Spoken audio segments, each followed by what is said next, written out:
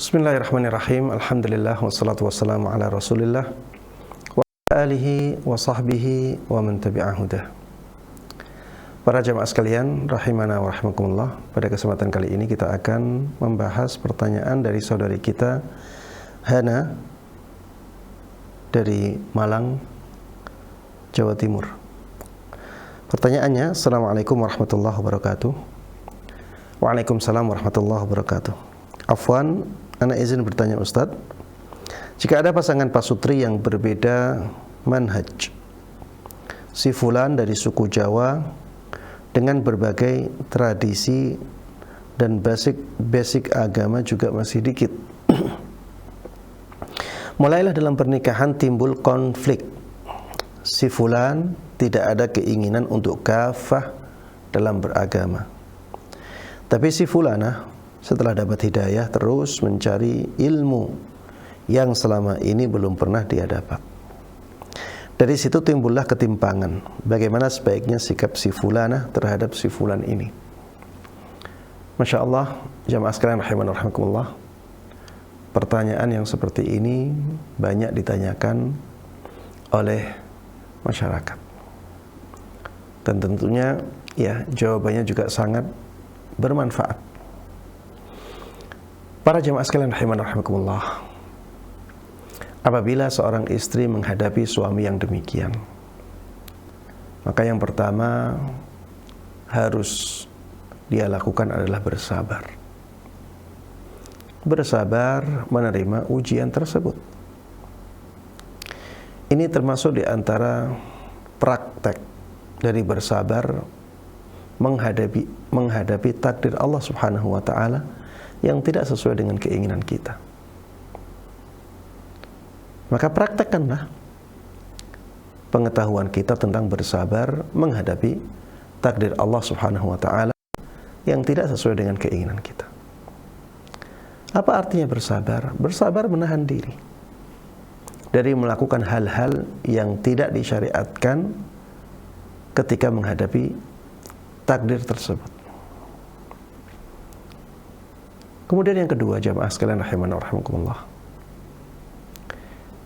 banyaklah berdoa untuk kebaikan suami.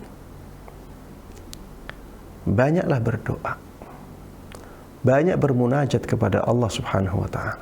Doakan suami kita dalam sujud kita, agar Allah Subhanahu wa ta'ala membuka hatinya untuk menerima hidayah, agar Allah Subhanahu wa ta'ala membangkitkan hati suami kita untuk belajar dan belajar. Kemudian jamaah sekalian rahimana wa rahimakumullah, termasuk di antara yang sebaiknya kita lakukan apabila menghadapi suami yang demikian, kenalkan suami kita dengan orang-orang yang baik agamanya. Dekatkan suami kita dengan orang-orang yang baik agamanya. Agar apa? Agar dia mendapatkan lingkungan yang baik. Dan lingkungan itu akan sangat mempengaruhi seseorang. Ya mungkin istri punya teman yang sudah bersuami dan suaminya sudah baik agamanya. Coba ya, minta kepada teman tersebut agar suaminya mendekat ke suami dia, untuk tujuan dakwah jemaah. Untuk tujuan dakwah.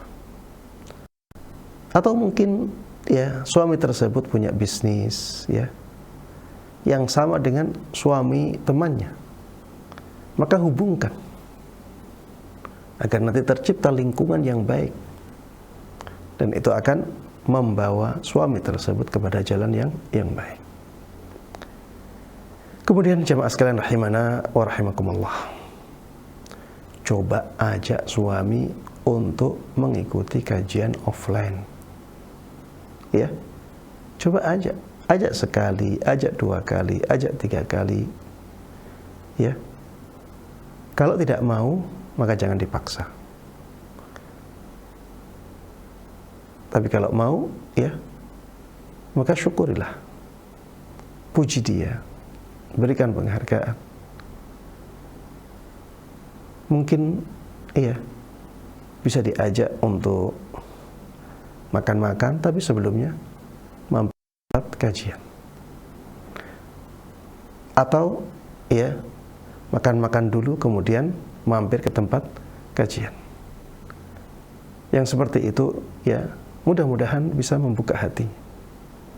Ya, ini cara-cara yang bisa dilakukan, ya. Intinya banyak bersabar menghadapi suami yang demikian dan banyak berdoa kepada Allah Subhanahu wa taala, cari lingkungan yang baik, kemudian ajak suami untuk mendengarkan kajian-kajian yang sunnah, ya. Dengan demikian insyaallah, ya, Allah Subhanahu wa taala akan memberikan hasil yang baik. Ya, banyak cerita-cerita dari para suami yang mendapatkan hidayah karena usaha istri. Ya, dan ini banyak sekali.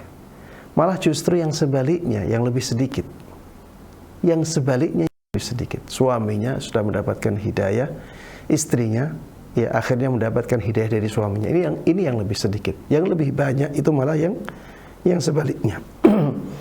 Istrinya mendapatkan hidayah, akhirnya suaminya keikut, ya.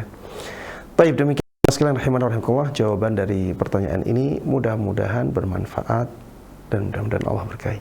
Amin amin ya rabbal alamin. Wa sallallahu wa baraka ala nabiyyina Muhammadin wa ala alihi wa sahbihi wa man tabi'ahum bi ihsanin ila yaumiddin. Walhamdulillahi rabbil alamin. Assalamualaikum warahmatullahi wabarakatuh.